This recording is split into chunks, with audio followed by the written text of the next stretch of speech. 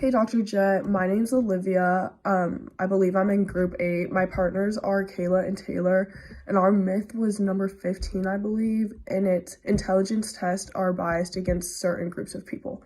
So basically, my job is to talk about the origins of the myth. Basically, all of our IQ tests and things that we use to this day were invented over a century ago. The guy that kind of started this trend, his name is Charles Spearman, and he realized that scores on these IQ tests measure your cognitive ability, which is very helpful. And out of that, he realized that it showed a positive correlation. So then another guy by the name of Bennett, he originally wanted his test to measure French school children. I'm assuming kind of to see, I guess, where each child stood in a certain teacher's class, because he eventually wanted the French teacher or the teachers of the children to eventually start changing their methods of the way that they teach to adjust to the children's IQ levels, essentially. Basically, IQ tests are to measure your intelligence in verbal, non-verbal, meaning writing, and they're focused on abstract reasoning, independent or reading and writing skills, which are kind of just basic skills that everyone kind of has. And then again, these IQ tests were made over a century ago and they're still used today.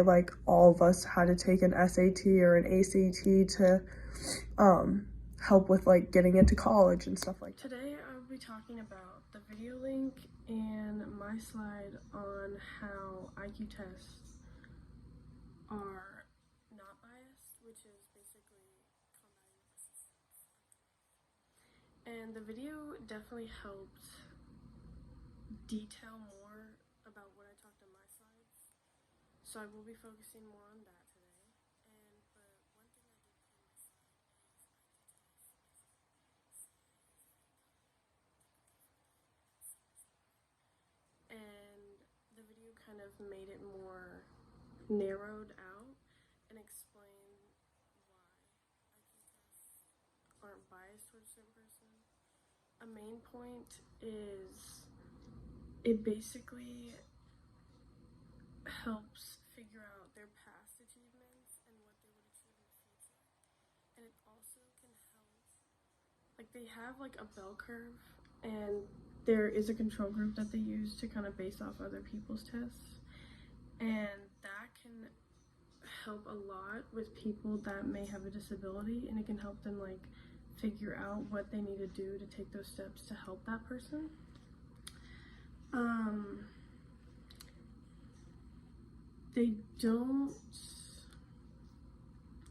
He also talks about how there's a series of factors that people think about, genetics, environment, education, but it really is how education has shaped the person. And sometimes some of the tests use questions out of this numbers, which doesn't belong, and that can be helpful too. But the main goal of the IQ test is to help branch out who is in what place and how they should help that person achieve more goals to further their education. Okay, I'm going to be closing out our argument today of talking about how IQ tests are actually not biased.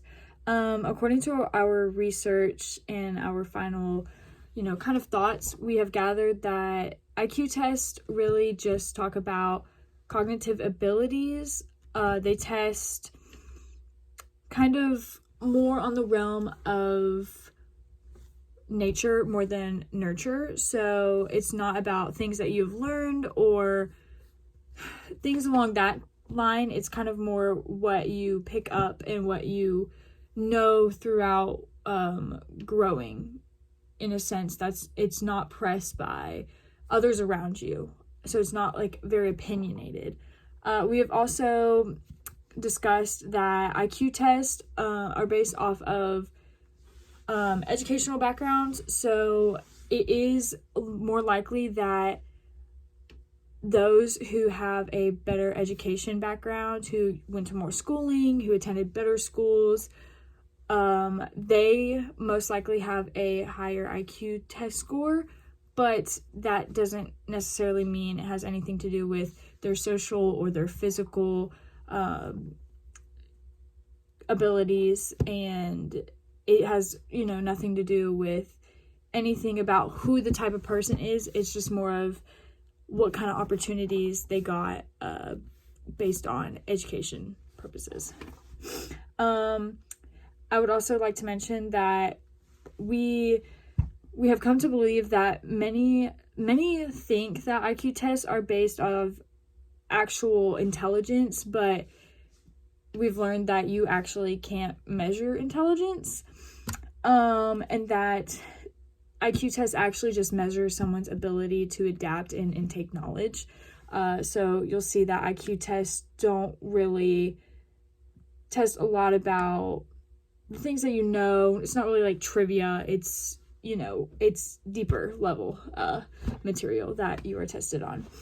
But I'm not going to go through the sources that have kind of backed up these opinions that we have created that we believe is true. So our first source is from Gordon. It stated that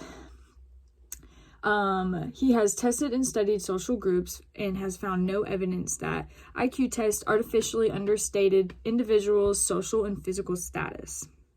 So that was our first kind of source, which he has said that IQ tests can be a helpful tool to screen students for gifted programs, which is kind of explains the backstory behind why IQ tests were made, which is to test school students for disabilities and special education purposes. Our third source is from Real Clear Science. They state those who score low on IQ tests but also score below average on academic and work performance than IQ tests are more likely to be unbiased. Our fourth is from Valet. They state as testing and researching develops more, IQ tests have been proven more to agree with science. This means intelligence is learned, it's not genetic. Our fifth source comes from Deline. They say IQ tests may have limitation, being that scores may reflect educational backgrounds. Sixth source is from Lindsay. They say IQ tests actually measure cognitive ability. Moreover, the thought of them measuring skilled based on learning behavior.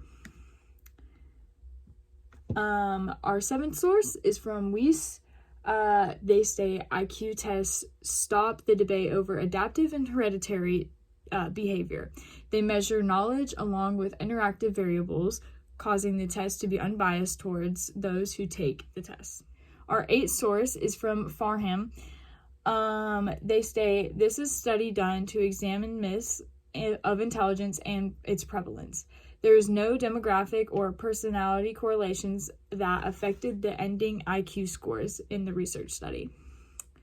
And our ninth source is Linenfeld, which is the book that we picked our myth about. And so Linenfeld states, it's a book showing the undercover research and studies proven common myths about psychology to be false.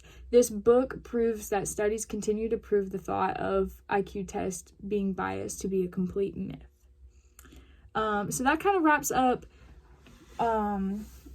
why we have decided that, it is a myth. Like, IQ tests are not biased. They do not measure anything that has to do with social or physical attributes at all. It all just comes down to cognitive behavior and nature over nurture.